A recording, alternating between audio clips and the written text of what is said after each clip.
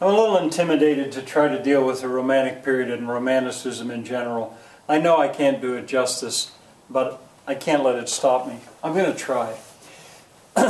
Romanticism was almost like a disease that spread through the world. And I don't mean it was bad, but there were things about it that were so strange, and it was such a powerful movement. It didn't last that long. I mean, the Romantic period, and I think it's the 9th period. I was counting. I think this is in the chronological survey in the notes. I'll say it started about 1790. I think of the French Revolution. I'm just using that. It was about then. And up to sometime around 1850. But actually, in Europe, it was about 25 years ahead of the United States. In the United States, it really didn't get started until maybe 1825 or something like that. But it swept the Western world. It was very strong in Germany. Sturm und Drang are German words. I don't so much understand yet. I'll research it and I'll learn better the German connection to this. But Goethe, Schiller, some of the writers that they had. It was strong in France. Rousseau comes to mind. But my take on it, since I'm speaking English, is going to largely be, for now, is largely going to be about how it played out in England. A little bit of history, though. Well, there was a reaction against the 18th century, the Industrial Revolution, for example. I want to mention at one point there was a very respected high school English teacher in the school district. He was before I was there. But I was substituting. One day he came down the hall. He was so frustrated. He said he could not get the kids to understand Romanticism. And my advice to him was, well, teach him about the 18th century. And then teach him that Romanticism was the opposite. Just the opposite of everything they just learned about the 18th century. That Industrial Revolution, it was unbridled at the beginning. There was no controls of it. And there was all this enthusiasm at first about the things that could be done.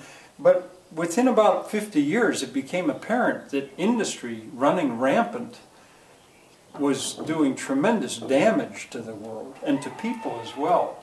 I'm jumping around here. But in England, that eventually resulted in the Reform Bill. There were instances of... I mean, in order to finally bring about the Reform Bill, to give you an idea of how bad things were, there was testimony given about coal, which was needed to drive the Industrial Revolution.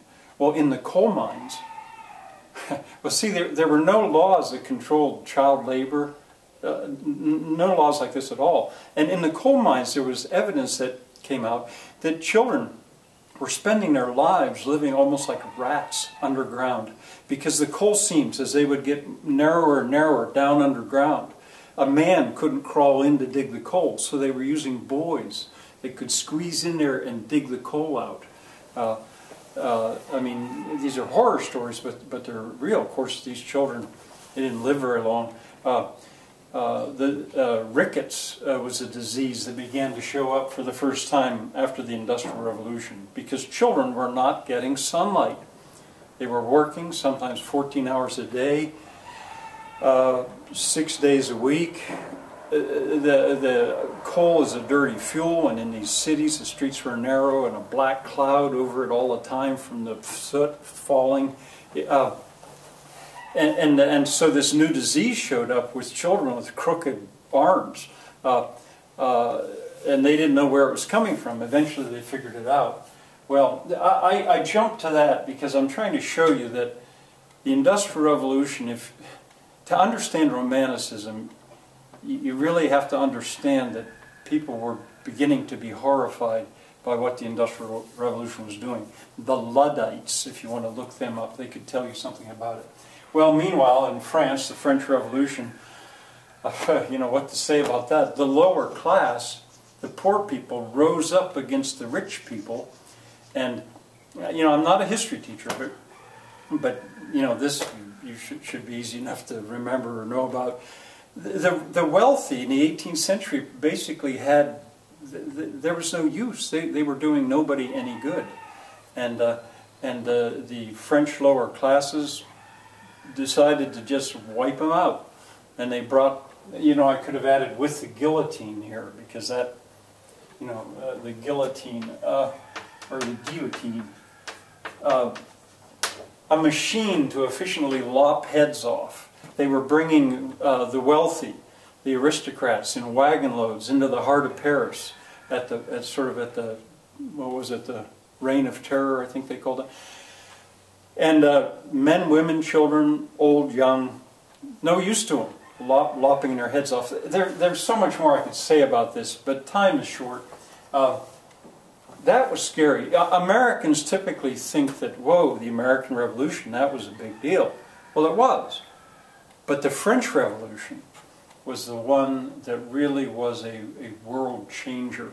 That was right in the European country's backyard going on. Ultimately, out of that came Napoleon Bonaparte. And he was major. If I were a history teacher, I'd have to go into it more. Eventually stopped at Waterloo. But one of the things I like to tell about Napoleon Bonaparte, besides that, you know, that he was short, and he led the I think it was La Grande Armée, the Great Army, into Russia to conquer Russia. He basically conquered Europe, and it was maybe I think the biggest army the world had ever seen.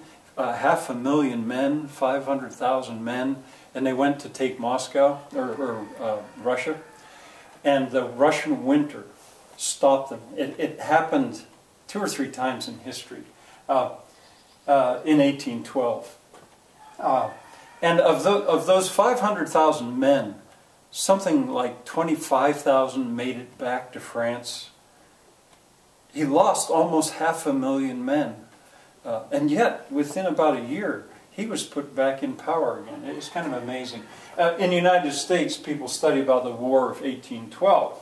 Well, important for America. Well, it was just what was going on in America while all these things were going on in Europe. And then Tchaikovsky's 1812 overture celebrates the Russian victory in Moscow. And I like to ask the kids, what's the loudest instrument ever used in a symphony orchestra? And let them guess and guess and guess. And finally I tell them a cannon that is scored for cannons. And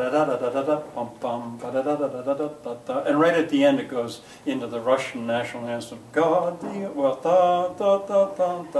And they fire cannons off. That's Tchaikovsky. Now that's romantic music. And well, I think I better stop.